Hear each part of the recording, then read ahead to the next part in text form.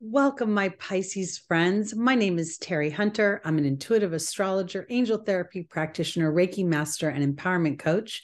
And I'm here today to talk about your January 2023 forecast, your horoscope. I'm excited. The beginning of the year starts a little sluggish, but we start to ramp up.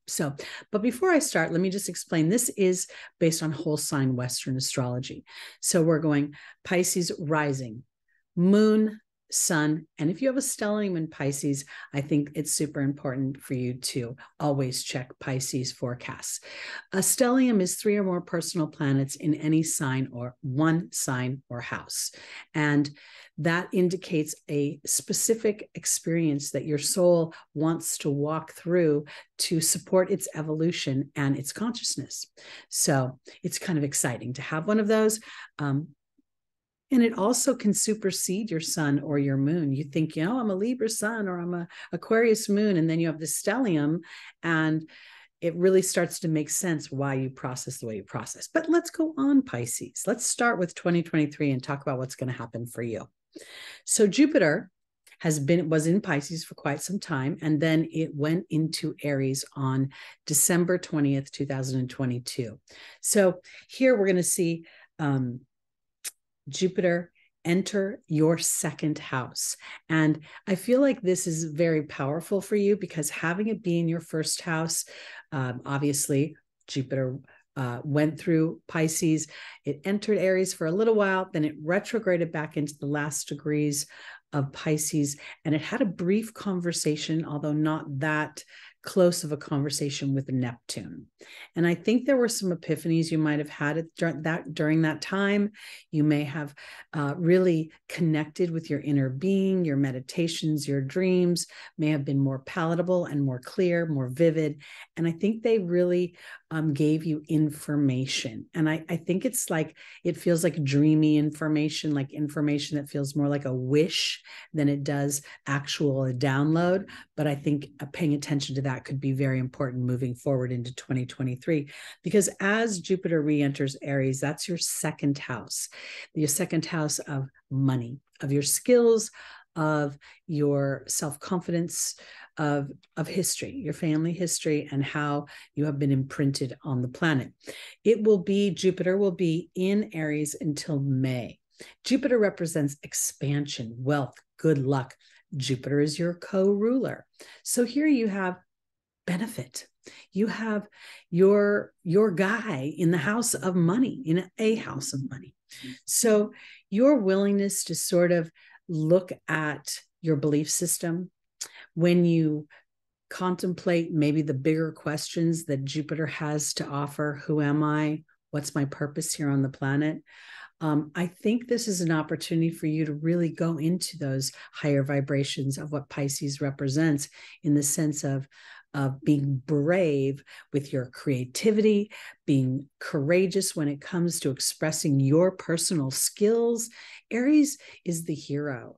I know so often people just talk about the warrior, about the resentment, the anger, the frustration, the moving quick, the sort of very distasteful points to the Aries energy. And yet Aries is that hero that goes in and saves the kitten in a burning building. It thinks without, or it acts sometimes without thinking, because that intuitive knowing, that instinct, is what allows it to be the hero and sort of push fear aside. So I think that this sojourn that you've experienced through Jupiter in your first house and now in your house of money is really teeing you up to experience beautiful things within your own creative body and making money at it. Yay! Jupiter means good luck. It means wealth and abundance. So I hope you take advantage of that. Now we have Mars retrograde in Gemini. And Mars has been in Gemini for quite some time. It spent the majority of 2022 there and will continue to be there until March. But right now it's retrograde, and it will be retrograde until January 12th. Then it will move forward in Gemini. This is your fourth house of home, your fourth house of self-nurturing, your fourth house of your experience, your childhood experience. And when we put Gemini there, we can really see that there's been some sort of mental imprint The way you think, the way you speak, the way you move in the world is very much associated with your childhood experience. So now Mars again is asking you to be brave, to sort of decipher what experiences you want to keep and what might be good to put on the back burner. They may be questions that ask you, like, is this true now? I mean, it may have been true way back when I was 10, 12, 15, 20, 30, whatever the case may be, but now it may not be quite as pertinent, applicable, and you could be dragging something along with you that's been holding you back.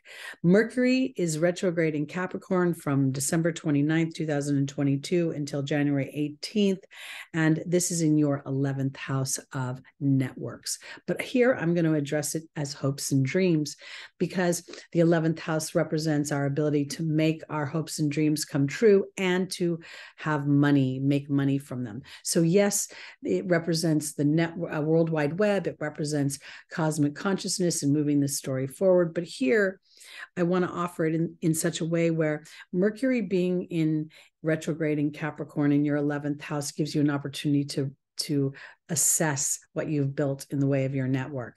And if indeed you're pigeonholing yourself in some ways to things that work or are viable, and now in that assessment, it gives you an opportunity to rebuild. Capricorn is really good at taking leadership. And here, I think with Mercury's retrograde, it gives you an opportunity to really think about what you've been building and if it's still aligned to your passion. Because Capricorn can be dutiful, and you could inadvertently be working towards something in your compassionate nature that no longer serves you, and it may feel slightly draining. So this will give you an opportunity to assess that.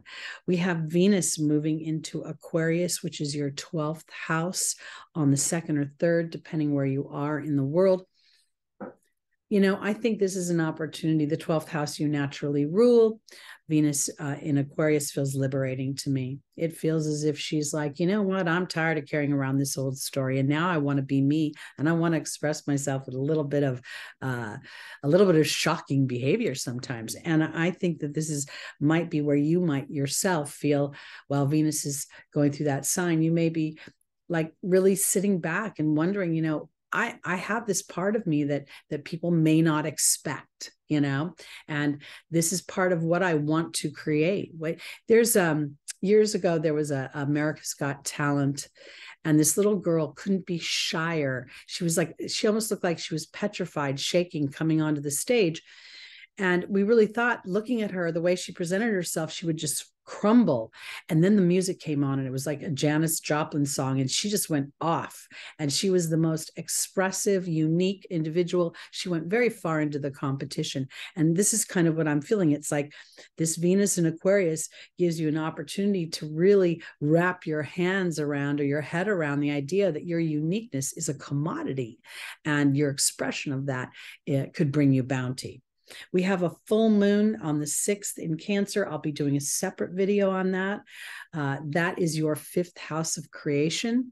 So everything I'm feeling right now for Pisces is tapping into this inner knowing, tapping into this self-nurturing, tapping into this opportunity to let my inner voice, my emotional body, my spiritual creative body be the rudder for my next lap, my next chapter, my next part of my journey.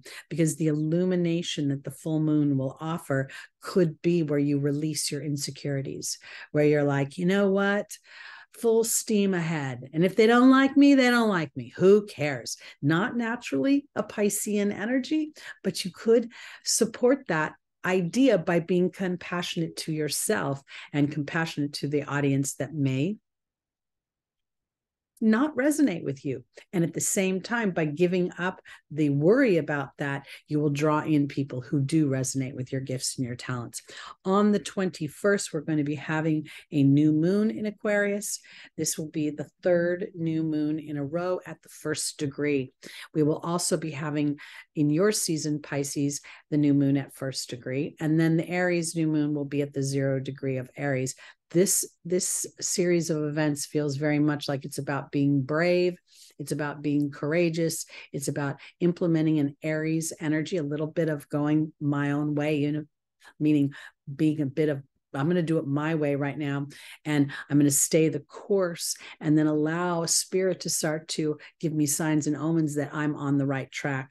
Because this new moon in Aquarius feels very liberating to me. It feels as if we're planting the seeds for your unique expression, literally, in your dream time, like in your musings. The 12th house is a house of privacy, a house of where your dreams are. It's the bedroom, and the bedroom for sleep, not for other activities. It's also a meditative one, and it's also the house of troubles and self-undoing. And I think when our insecurities grip us in such a way they paralyze us, that is an undoing. And here I feel a liberation from that. I feel almost this excitement for your genius. Now we have on the 27th, Venus entering your sign in the first house. You and Venus love each other. You have the most fun time together. You drink good wine, you eat good food, you talk about your dreams and your musings, and they all feel so tangible and real to you. And I feel like this is a time to really start to celebrate the being ready to be ready to receive all the bounty that is there for you. And I feel as if there's also an opportunity for you to really assess the relationships that you have with females, with lovers, and if they're supporting the version of yourself. This Venus moving into your first house isn't about breaking up or ignoring other people, but more aligning with people of like-mindedness, people that are like you. They can imagine the outcome. They don't need to see evidence of it right away. They can move forward down the path without needing something in the physical to propel them. So I think this is a beautiful opportunity for you, Pisces, to start this new year in a way that is reflective enough to tee up the second half of the year to experience in the material world the bounty that you have planted in this first part of the year. So thank you so much for watching. Again, my name is Teri Hunter. I'm an intuitive astrologer. If you'd like to book a reading with me, my information is below in the description. Also, I hope you will join me on Sunday mornings live at 11 a.m. Pacific time, where we get the angels' advice, and I do angel readings to get their advice for traversing the week ahead's transits. I also throw a little tarot card in there as well. So I hope you'll join me. I will be taking Christmas Day and New Year's Day off. They're both fall on a Sunday this year. We will be resuming, the team and I, on January 8th, 2023 at 11 a.m. Pacific time. So thank you so much for watching. Please hit the like button, the subscribe button, the comment on these videos, and be sure to hit the bell, because there'll be lots more content coming out. All right, everybody. Peace.